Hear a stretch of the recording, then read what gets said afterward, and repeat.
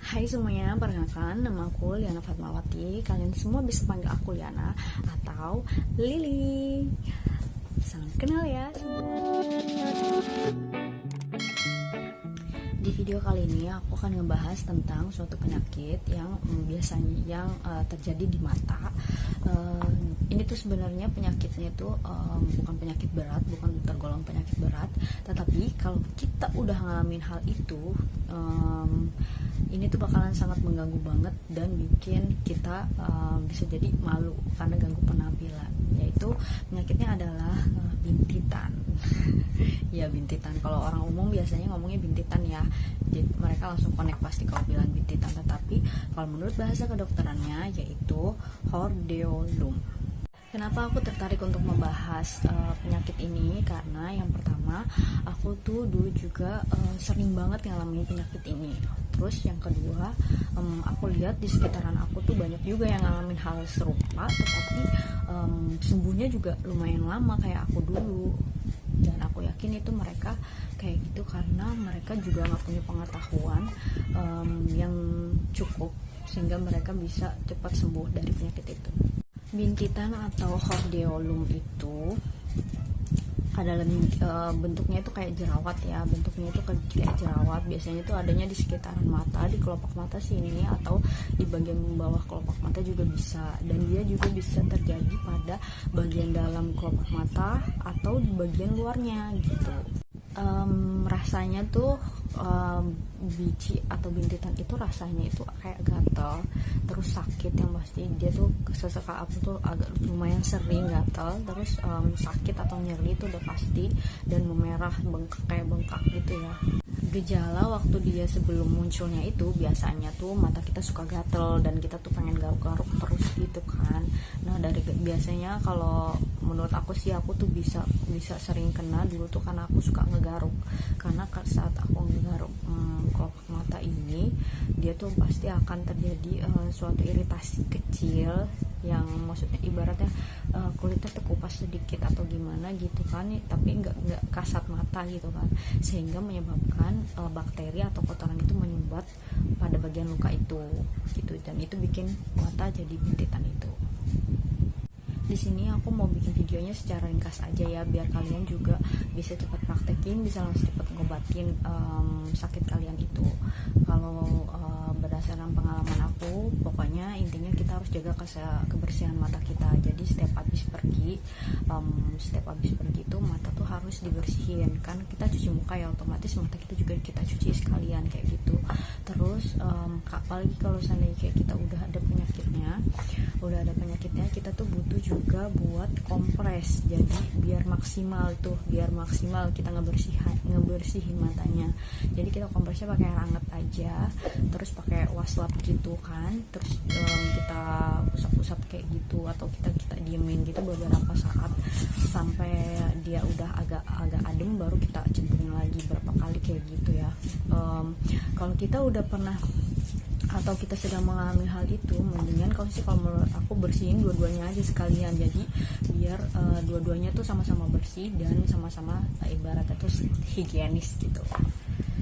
Fungsi dari kompres mata itu selain menjaga kebersihan dari mata itu sendiri, yaitu yang kedua adalah agar permukaan mata kita ini di sekelilingnya tidak ada sumbatan-sumbatan sama sekali. Jadi kalaupun udah ada yang menyumbat pori-pori di sekitaran mata ini, jadi bersih gitu.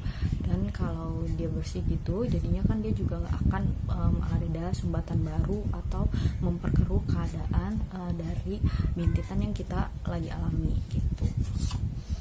Sedikit cerita, dulu tuh aku sering banget ngalamin hal itu kan. Aku dulu sering banget yang namanya bintitan, sampai aku tuh dioperasi berkali-kali. Dan itu aku ngalamin bintitannya itu bisa di bagian luar kelopak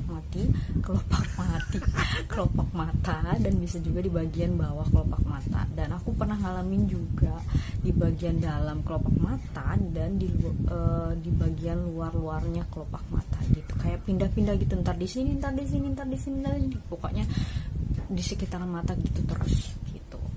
Dan Pengalaman aku itu dalam sebulan aku dulu pernah yang namanya ke dokter spesialis mata itu bisa sebulan tuh bisa 3 kali, karena untuk mata itu aja, untuk penyakit itu aja ibaratnya kayak gitu.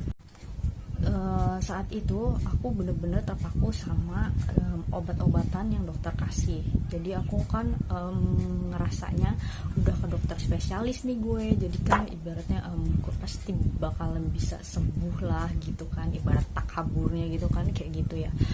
Jadi mikirnya tuh pasti bakalan bisa sembuh cuman dengan minum obat, ibaratnya kayak gitu. Jadi aku nggak ada usaha lain gitu. Tapi ada suatu ketika waktu aku berobat itu, jadi dokternya suka ganti-ganti gitu kan, aku juga nggak netap gitu dokternya, cuman semuanya spesialis mata. Dan ada satu dokter yang ngomong pas abis selesai periksa gitu, selain dia kasih obat, selain dia suruh aku jaga kebersihan, dia juga suruh aku kompres mata. Dan itu omongannya udah lama banget tapi aku nggak lakuin gitu, karena aku bener-bener yakin sama dia kan spesialis, jadi bakalan bisa lah sembuh aku sama obat doang gitu kan, ibaratnya gitu kan. Terus ternyata nggak semudah itu, ternyata emang kita butuh kalau mata aku tuh ya butuh lebih dari itu, ibaratnya bener-bener harus steril, harus higienis banget saat itu ya. Mungkin karena aku juga lagi nggak fit, jadinya kayak gitu-gitu juga jadi penyakit jadi gampang. Setelah aku lumayan lama mengalami penyakit itu dan bisa dibilang udah hampir putus asa gitu kan, aku ingat-ingat lagi sama pesan dokter yang pernah bilang untuk kompres mata aku itu. Dan akhirnya saking aku pengen sembuhnya, aku ngelaksanain itu. Dan aku ngelaksain tuh sehari aku kompres bisa 3-4 kali, bener-bener sering banget. Setiap habis pergi tuh apalagi udah pasti, dan setiap habis tidur. Pokoknya jangan pernah skip untuk kompres mata waktu pas kita ngalamin itu, apalagi ya jangan pernah skip kompres mata di saat sebelum tidur dan habis pergi, itu wajib banget.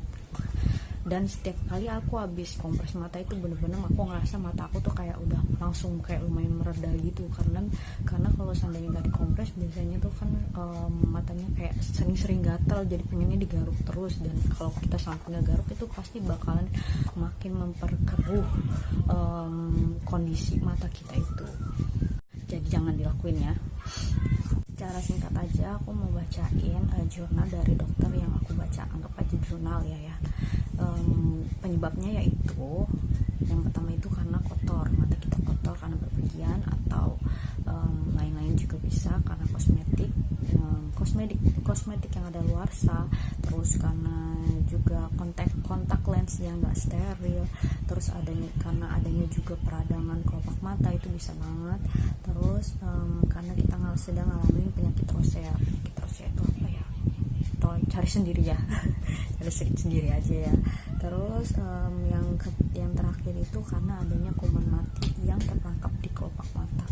Kuman mati itu kenapa bisa terperangkap di kelopak mata? Yang seperti tadi aku udah jelasin, itu karena kita garuk-garuk mata, kupas sedikit kan, pasti ini kan kulit ada beberapa lapis, terus dia kekupas sedikit, terus kuman atau bakteri itu masuk ke dalamnya, jadi bikin nyumbat. Sedangkan kita butuh pori-pori ini kan butuh untuk ngeluarin cairan setiap waktunya gitu kan. Jadi itu karena dia harus keluar sedangkan dia tersumbat, jadi itu yang menyebabkan pembengkakan atau bintitan tadi. Untuk nyembuhinnya gimana? Kalau dari aku ada dua, maksudnya selain pengobatan ya. Kalau pengobatan itu kalian bisa pergi ke dokter, apalagi ke dokter spesialis mata. Kalau seandainya udah bener-bener kayak pengen cepet banget sembuh lah ibaratnya gitu, kalian bisa datang ke spesialis mata atau ke dokter biasa pun nggak apa-apa, coba aja dulu. Terus abis itu, selain itu, kalau aku bener-bener ngaruh banget di aku tuh, yang pertama tuh aku pakai kacamata. Dulu tuh aku belum minus, nggak kayak sekarang ya belum minus, tapi aku udah pakai kacamata kemana-mana karena saking aku takut penyakit aku itu kambuh lagi gitu kan.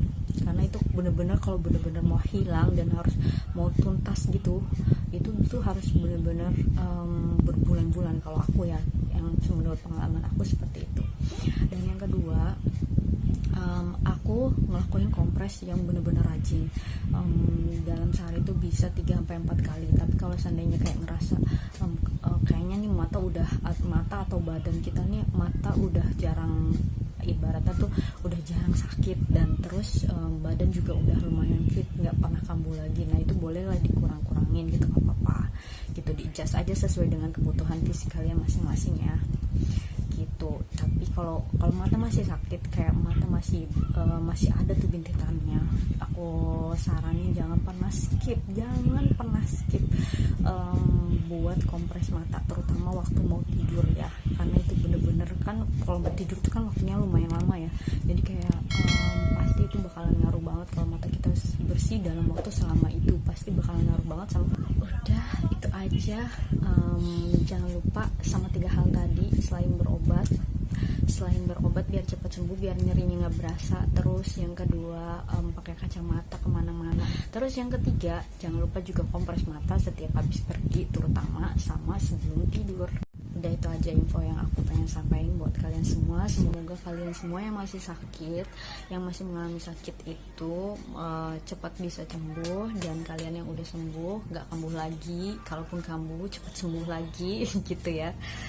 Segitu aja untuk video aku kali ini. Kurang lebihnya tolong dimaklumin karena ini adalah video pertama aku. Jangan lupa like, komen, dan subscribe. Akhir kata aku ucapin wassalamualaikum warahmatullahi wabarakatuh. Bye bye.